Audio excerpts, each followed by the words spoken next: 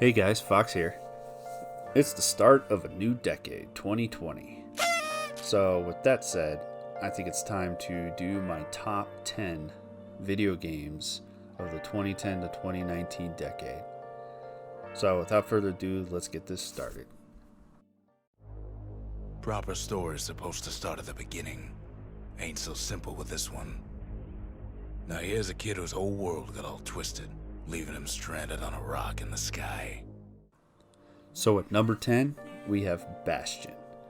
Probably my first indie game that I've ever gotten to play. And the first game for a company that's really had a good string of games. That's Supergiant Games. I'm sure you've heard of their other titles, Transistor, Pyre, and their newest one, Hades. But Bastion to me was just such a fun, original action role-playing game. Its graphics, its colors, its hand-drawn art were so lush, imaginative, if you will. And one of the favorite parts of this game not only was the action playing and the different weapons that you could use, was also the uniqueness of this mysterious narrator that would tell your every move as you walked through the game. Even if you did silly stuff like walk off the map, I mean, he just narrated everything you did in the game. And it was such a unique, fun action RPG experience. So number 10 was Bastion.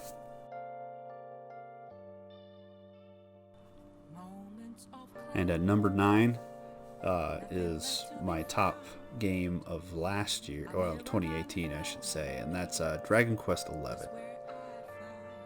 It really took my spot of favorite Dragon Quest game, which used to be Dragon Quest VIII, but 11 had characters that I loved even more. I did not have a character that I did not like in that game.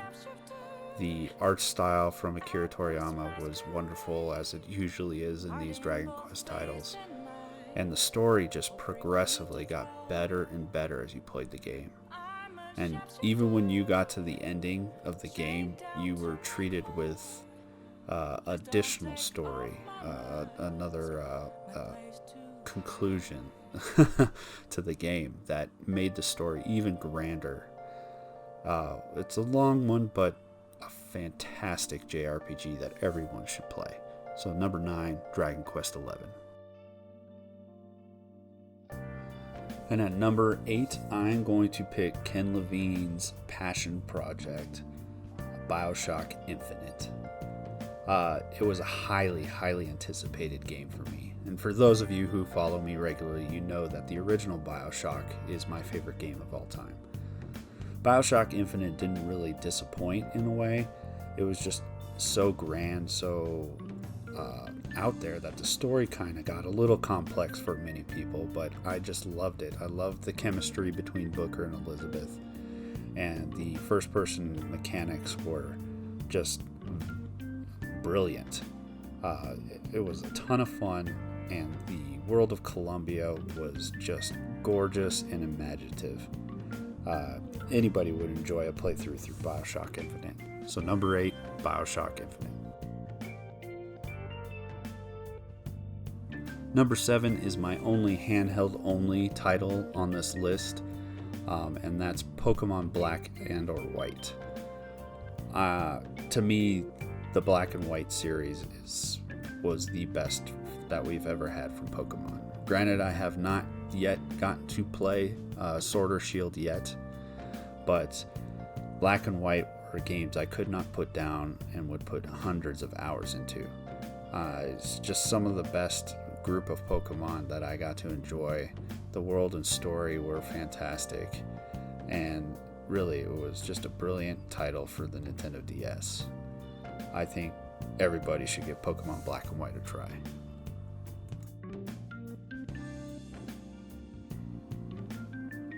Number 6 is a game that I'm sure is on a lot of people's lists, and that's Zelda Breath of the Wild. A game that I feel that most people weren't expecting to be as good as it actually was. being a launch game on the Switch and just having such a fantastic game to begin a system's life is just wonderful. The open world is some of the best I've ever seen in the open world genre.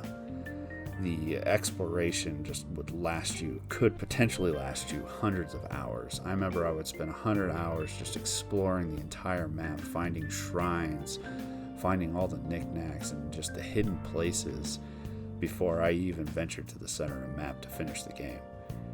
It is probably, it's arguably the best Zelda game to ever be made, and I'm a strong fan of Link to the Past.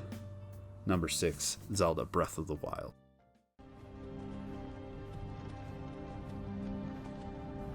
Hey, you. You're finally awake. You were trying to cross the border, right? Number 5 on my list is the great Elder Scrolls V Skyrim. What a pleasant joy. I mean, I played a little bit of Morrowind when I was in high school, but I never really got to experience how great Skyrim was. Some people may argue with me putting Skyrim above Breath of the Wild, but I think what Skyrim did for the genre is just bar none one of the greatest open world RPGs that you could ever play.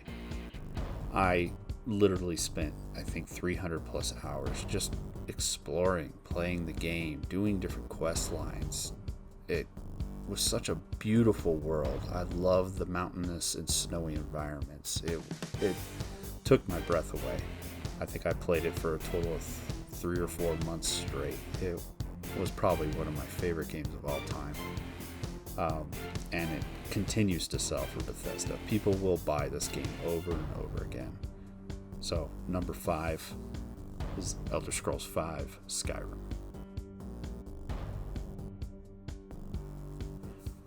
Number 4 is going to be a unique one for me because I'm going to go ahead and classify this with the entire series thus far. And that's going to be the Legend of Heroes Trails of Cold Steel series. It was a series of games that came out and just surprised the hell out of me. I was always a fan of Falcom for their art and their music and their games, but never was, like, say, the hugest Ys fan, even though I do enjoy those titles. But Trails of Cold Steel particularly talked to me with the whole going to school mechanic, having this large epic story with amazing characters that continue to grow from the beginning all the way through the 3rd game thus far. The political environment in it added lots of intrigue and lots of mystery.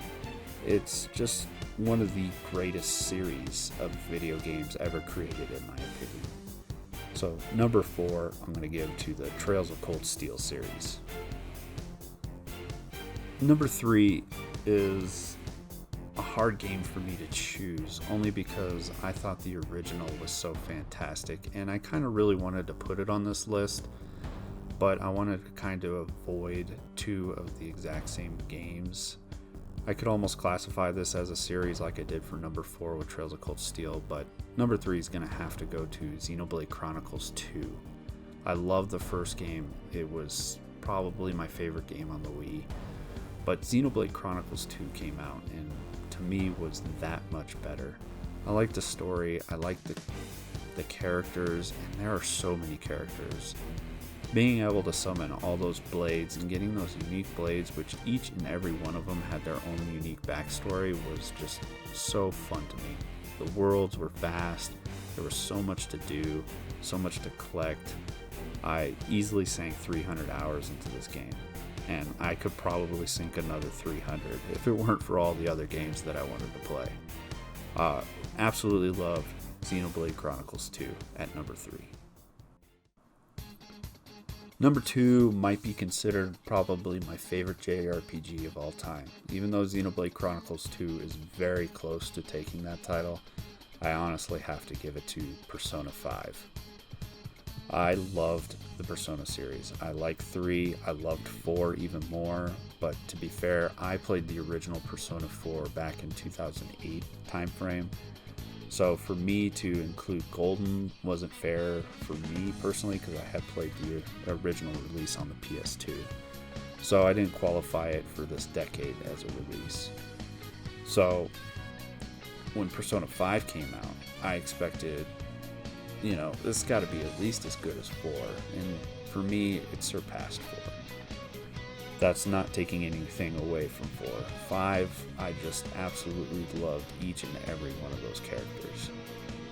They were so unique, they grew on me. The whole environment, the art style, and the art direction of the game is, to me, one of the most beautiful games ever made.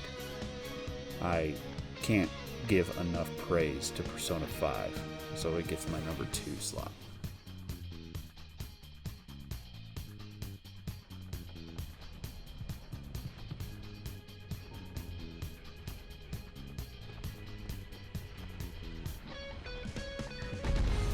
And at number 1 was something that I kind of wanted to give to Bloodborne on the PS4.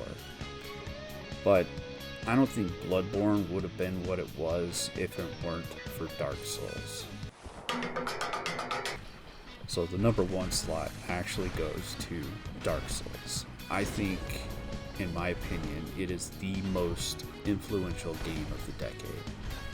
It led to so many fantastic titles. From Software, our action game, what do I want to say? They're geniuses. They've created everything from Demon Souls, which was last decade, all the way up through what we got this year in Sekiro. I think Dark Souls has led to almost a new genre of games, and I think it is easily should be there for the number 1 slot. I played through the game, I think 4 or 5 times. I played through the remaster 2 times. I just can't get enough of Dark Souls. To be fair though, my favorite in the Souls series is Bloodborne. Bloodborne was my favorite, and I'll tell you why. I liked how fast it was over Dark Souls. I liked how you didn't have to do the turtling as much. The shields were useless. I liked the mechanics of getting your life back through attacks. And I love the environment. That whole Victorian Gothic vibe from the game was just brilliant. But I don't think, if it weren't for Dark Souls, we wouldn't have had such a successful and beautiful game in Bloodborne. So, for me, the best game of the decade should be awarded to Dark Souls. So before I let you all go, I wanted to give my brother-in-law a chance to give his input on games of the decade. This should be awesome because he is vastly different from me on his game selection, as he is normally just a PC and VR player. So I thought this would be a unique and awesome chance for him to chime in and give us another set of games that he thought were deserving of his top games of the decade. So here it is. Let's give it up to HOTdOGRs. You guys already know what this game is. This is Stardew Valley. I mean, look at this guy. He's purple. Look at this guy. He's got blue, like, everywhere. He's beautiful. Next, you give yourself a dank name, then you start on whatever farm you want. You usually do the standard farm, and then you figure out what your favorite thing to do is, and then you do more of it by picking that same farm. There's also a co-op farm, so you can play with your friends. Boom! I don't like finding this farm stuff, so I'm gonna go in these caves, and I'm about to hit. Oh! Ah! Ooh! Ooh! Ooh! Ooh! Spicy! Ooh! Ooh! Look at all this stuff I have. I got a bunch of random shiny stuff. Ooh! Shiny! You can barge into people's house and invade the privacy of their own homes. Who's in here? Me! I'm in here now. Like digging through trash? Boom! There's a trash can. I honestly really love this game, the characters, and the environment. It's a really fun game. Undertale is another game that I think is my favorite for the entire decade. It has an amazing story, brilliant characters, I like the art style, and the battle mechanics are to die for. They are literally my favorite. Just for example, oh look, we're holding hands, how cute. Oh no, she let go, I'm sad now. But all the characters in this game, including this one, are amazing. And going back to the battle mechanics, I have to say that they are my favorite. You can choose to fight or act, and depending on what you do to the enemy is how the story will progress. What's that? Frog. Oh, yeah. I mean, check out this ghost dude. He's like one of my favorite characters, and there's like a ton of favorite characters. I cannot pick my favorite character because there's so many freaking characters to choose. But look at this ghost guy. He's pretty cool.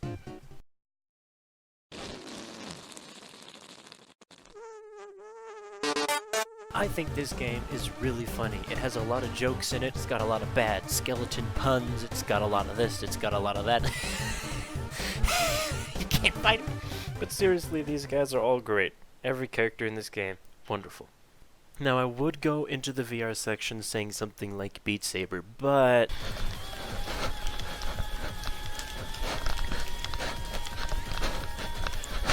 Hot Dogs, Horseshoes, and Hand Grenades is going to be the VR game that I pick for the best game of the decade, in my opinion, VR-wise. There's a lot of buttons like safety, but once you figure out all those buttons, you're pretty much free to shoot whatever you want, anywhere you want.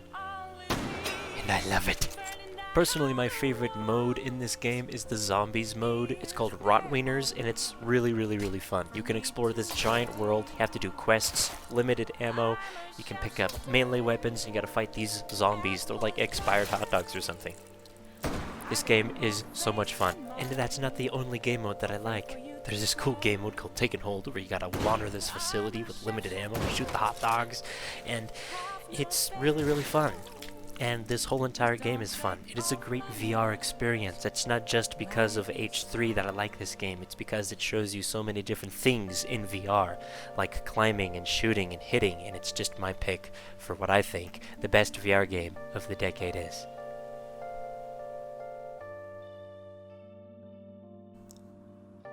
Alright guys, thanks so much for hearing me out and listening to my top 10 games of the decade. And thanks to HOTdOGRs for giving us his input. I hope you guys enjoyed my list. Let me know in the comments of what you guys thought were your favorite games of the decade, or what you thought in general were deserving of the title of the best game of the decade. Alright guys, thanks for watching.